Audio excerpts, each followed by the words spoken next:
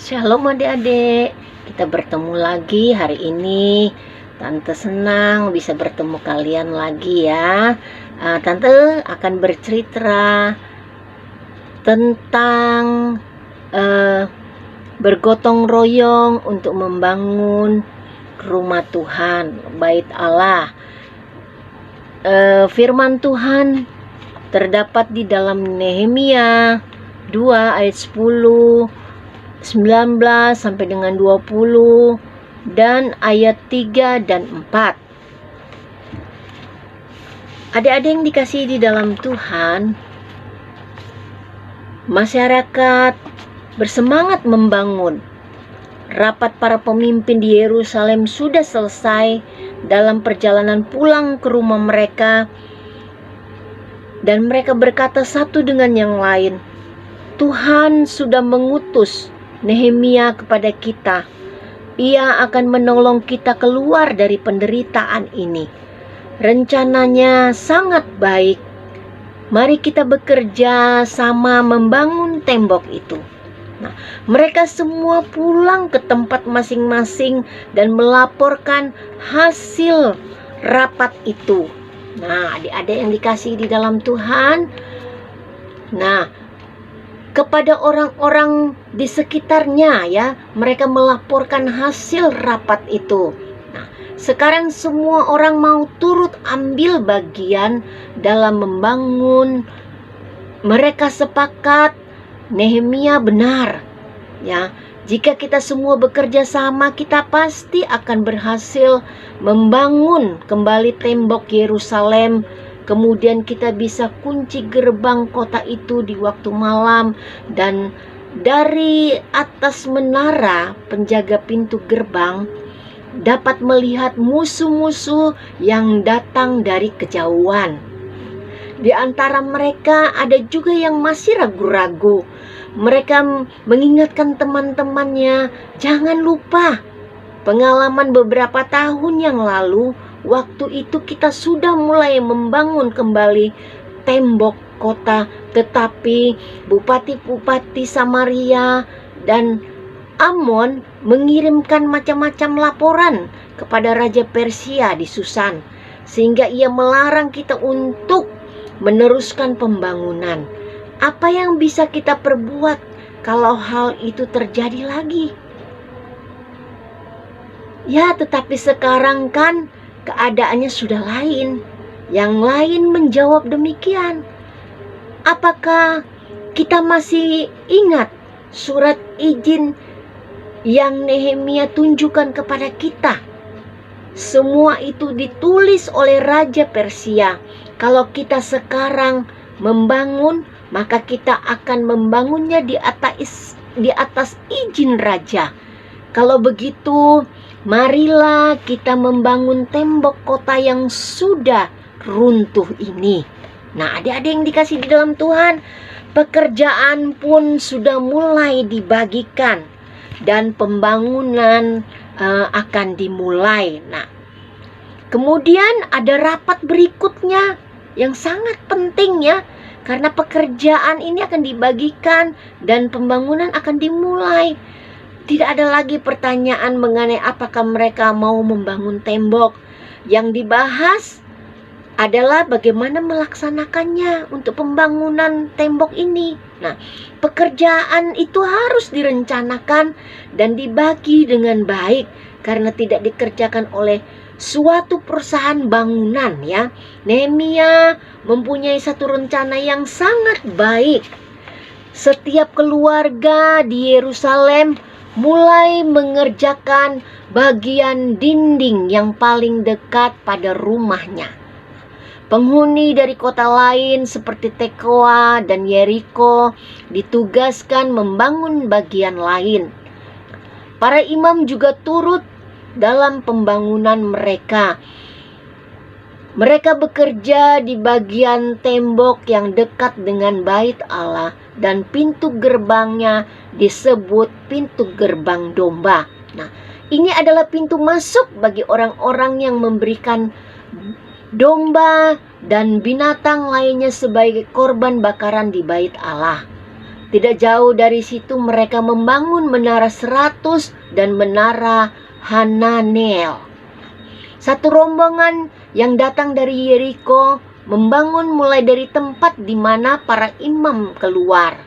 Mereka memperbaiki bagian tembok di utara sampai kepada pintu gerbang ikan. Rombongan yang lain memperbaiki pintu gerbang Yeshana yang artinya pintu gerbang lama. Nah, para tukang emas mengambil bagian berikutnya dan pada tukang rempah-rempah serta kawan kerjanya memperbaiki tembok bagian barat sampai kepada pintu gerbang Efraim. Nah, lebih ke selatan lagi dibangun menara perapian. Bagian berikutnya dikerjakan oleh Shalom yang memerintah satu bagian di Yerusalem bersama dengan anak perempuan mereka. Semua keluarga kecil bekerja seperti tim yang lainnya. Kita sudah mendengar nama-nama dari 3 gerbang lain pada cerita kita minggu yang lalu ya. Nah, waktu Nehemia pergi keluar malam-malam untuk memeriksa puing-puing tembok runtuh ya, yaitu pintu gerbang Lebak dan pintu gerbang Sampah serta pintu gerbang Mata Air. Nah, bagian-bagian kayu yang terbakar disingkirkan dan diganti dengan kayu-kayu yang baru.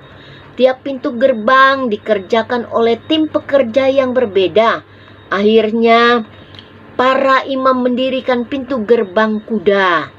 Nah, sebuah menara yang sangat tinggi sebagai menara pengawas dibangun di samping pintu gerbang kuda. Dari situ, daerah bagian timur bisa diawasi. Menara itu dibangun oleh orang-orang yang berasal dari wilayah timur. Para penjaga pintu membangun pintu gerbang timur dan bagian tembok yang tersambung dengan pintu gerbang domba dengan cara bergotong royong yang luar biasa. Akhirnya sebuah pekerjaan yang sangat besar dapat dimulai dan maju dengan pesat. Nah, adik-adik yang dikasih di dalam Tuhan, nah rupanya ada orang-orang yang tidak senang dengan pembangunan tembok Yerusalem. Mereka adalah Bupati Sanbalat dan Samaria, Bupati Tobia dari Amon dan Bupati Gesem di Idumea. Sejak mereka mendengar mengenai maksud kedatangan Nehemia ke Yerusalem untuk membangun, mereka sangat kesal dan marah karena ada yang datang untuk mengusahakan kesejahteraan bangsa Yehuda dan Yerusalem. Mereka memutuskan untuk menghalangi dan menakut-nakuti Nehemia. Pada suatu hari mereka bertiga mendatangi Nehemia dan bertanya kepada dia, "Apa yang kamu lakukan ini? Apakah kamu mau memberontak terhadap raja?" Nehemia tetap tenang. Ia memiliki surat izin membangun dari Raja Persia terlebih dari itu. Nah, ia tahu bahwa Tuhan yang telah mengutusnya untuk membangun akan menolong dan membuat usahanya berhasil. Karena itu ia berkata, Allah semesta alam akan membuat pekerjaan kami berhasil. Kami adalah domba-dombanya dan kami akan terus membangun. Sanbalat dan Tobia diam selama beberapa hari dengan tanpa daya. Mereka memperhatikan pembangunan tembok itu semakin tinggi dan tinggi. Dan untuk menyembunyikan kemarahannya, Sanbalat mulai bergerak mereka yang sedang membangun di hadapan teman-temannya dan para tentaranya. Ia mengejek apa yang sedang dikerjakan orang-orang Yahudi ini. Apakah mereka pikir pekerjaan itu dapat selesai dalam sehari? Apakah timbunan puing-puing yang sudah hangus itu bisa mereka jadikan sebuah tembok yang kokoh? Tobia menambahkan, lihat tembok yang mereka bangun anjing hutan pun bisa merobohkannya. Nah, waktu Nehemia mendengar hinaan itu, ia dapat berdoa. Dia bilang, Tuhan, dengarkanlah bagaimana kami dihina dan bagaimana mereka menyakiti hati para pekerja yang sedang membangun tembok ini.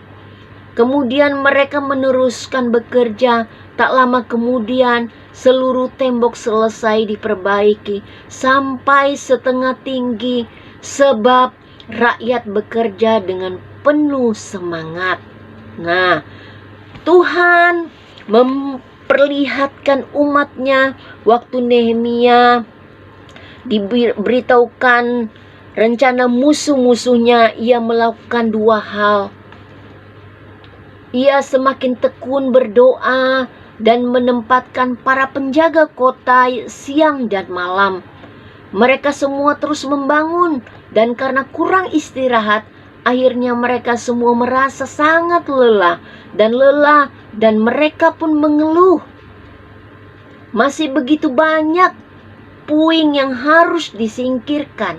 Kita tidak mungkin menyelesaikan pembangunan tembok ini. Pada saat itu juga kabar burung datang. Padahal penduduk yang tinggal dekat Samaria datang menyampaikan berita kepada Nehemia, berjaga-jagalah, orang-orang Samaria, Amon, Arab, dan dari Asdod bersepakat untuk membunuh kita. Mereka ingin melakukan apa saja untuk menghentikan pembangunan bait Allah ini. Nah, waktu Nehemia mendengar berita buruk itu, segera bertindak, ya. Ia menempatkan beberapa orang di belakang tembok, di bagian-bagian yang belum dipakai, dan mempersenjatai mereka dengan panah dan pedang. Nehemia juga berjalan kian kemari, menasihati dan memberi semangat kepada semua orang yang bekerja. Jangan takut kepada musuh, ingatlah Tuhan yang Maha Besar, dan berjuanglah untuk saudara-saudaramu, anak-anakmu, istrimu, dan rumahmu. Nah, ketika musuh mendengar bahwa rencana mereka sudah diketahui di Yerusalem, mereka sadar bahwa Allah sendiri telah menggagalkan usaha mereka. Nah, karena bahaya datang dari luar, Nehemia mengatur pekerjaan dengan cara lain.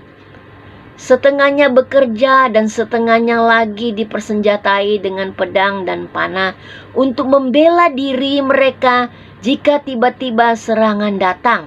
Nah, orang-orang yang membawa bahan bangunan ke tempat yang sedang dibangun bekerja dengan satu tangan dan tangan yang lain memegang senjata. Nehemia sedang diiringi oleh seorang peniup nafiri berkeliling mengontrol tembok itu sambil memberikan pengumuman. Jika kalian mendengar bunyi nafiri ini, tinggalkanlah pekerjaanmu dan cepatlah pergi ke tempat bunyi itu. Dan ingatlah, Allah kita akan berperang bagi kita. Nehemia juga meminta kepada orang-orang yang datang di sekitar wilayah itu untuk tidak pulang ke rumah pada malam hari. Ia minta mereka untuk tetap tinggal dalam kota dan menolong mereka menjaga kota. Ia sendiri sebagian pemimpin bersama dengan para penjaganya pergi tidur dengan jubah lengkap. Dengan cara ini mereka selalu siap jika serangan tiba-tiba datang pada waktu mereka sedang istirahat. Sewaktu musuh mereka tahu bahwa bangsa Yahudi sudah siap untuk berperang, mereka tidak jadi menyerang. Tuhan sendiri yang memagari kota Yerusalem dengan tangannya yang kuat, ya. Kita boleh melihat bagaimana cara Tuhan menolong, ya, adik-adik yang dikasih di dalam Tuhan. Bahwa di saat kita mau bergotong royong dan kita mau membangun kembali di dalam keruntuhan, di dalam ketidaksetiaan kita kepada Tuhan, kita sama-sama boleh saling mengingatkan untuk datang kepada Tuhan ya. Nah, adik-adik, satu kesimpulan dari cerita ini bahwa kita boleh mengerti dengan bekerja sama dan melakukan pekerjaan, yaitu satu kekuatan yang besar. Kemudian bersyukur atas kesatuan dan kebersamaan di sekolah minggu yang memberikan kita kekuatan. Terus bekerja sama di sekolah minggu, di rumah, dan di sekolah.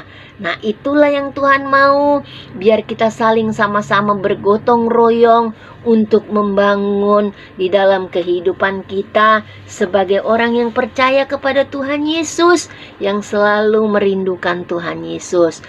Firman Tuhan dan cerita firman Tuhan hari ini sampai di sini. Dan kita akan menutup cerita kita hari ini dengan doa. Kita sama-sama berdoa ya. Kami bersyukur kepada Tuhan. Terima kasih Tuhan, kalau kami sudah mendengarkan kebenaran firman-Mu. Kami percaya biar firman-Mu tidak berlalu begitu saja di dalam kehidupan kami, tapi kami percaya firman-Mu boleh tertanam di dalam hidup kami, dan kami boleh melakukannya sesuai dengan kebenaran firman-Mu. Mengajar kami untuk lebih setia kepada Tuhan. Terima kasih Tuhan Yesus. Kami bersyukur, kami alaskan doa kami hanya di dalam nama Yesus, Tuhan dan Juru Selamat kami. Haleluya. Amin.